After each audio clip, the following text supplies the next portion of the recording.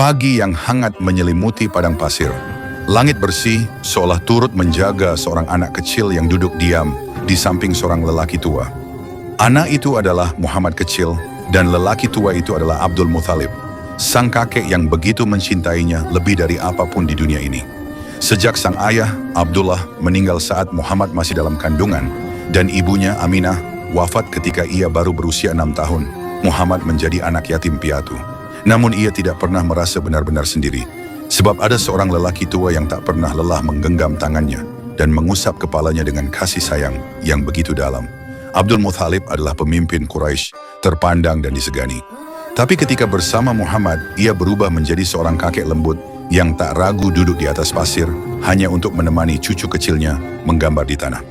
Satu hari, di bawah rindangnya Ka'bah, Muhammad duduk bersandar di dada sang kakek. Napas Abdul Muthalib mulai berat akhir-akhir ini. Usianya sudah lanjut. Namun tak pernah sekalipun ia mengeluh di hadapan cucunya. Ia hanya ingin Muhammad selalu melihat senyum di wajahnya. Ya Bunaya, wahai anakku, kau tahu, setiap malam aku berdoa agar aku bisa hidup lebih lama, bukan untukku, tapi agar aku bisa melihatmu tumbuh besar, menjadi lelaki yang kuat, yang jujur, yang membawa kebaikan. Bisik sang kakek sambil menggenggam tangan mungil Muhammad. Muhammad menatap wajah keriput itu. Ada air mata menggenang di matanya yang bening. Ia tak mengerti sepenuhnya tentang kematian, tapi hatinya yang suci bisa merasakan sesuatu sedang berubah. Malam itu sang kakek batuk berat.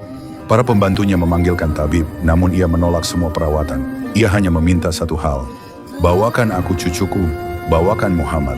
Dengan langkah kecil, Muhammad masuk ke kamar sang kakek. Ia memeluk tubuh tua itu, kecil dan rapuh dalam pelukannya yang mungil. Abdul Muthalib mengelus rambutnya, lama, sangat lama. Jangan takut Muhammad, katanya dengan suara yang hampir tak terdengar. Kau bukan anak yatim, Allah bersamamu, dan dunia ini akan menjadi terang karena akhlakmu. Beberapa saat kemudian, pelukan itu menjadi hening.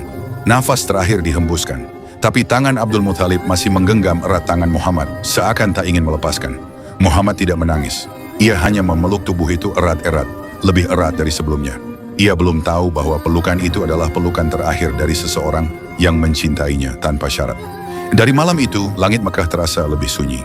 Tapi dari kesunyian itulah lahir seorang anak yang kelak akan mengguncang dunia dengan kasih sayang, kelembutan, dan cahaya kebenaran.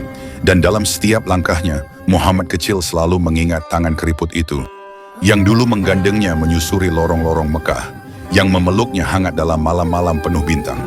Pelukan seorang kakek, yang cinta dan doanya abadi dalam perjalanan seorang nabi.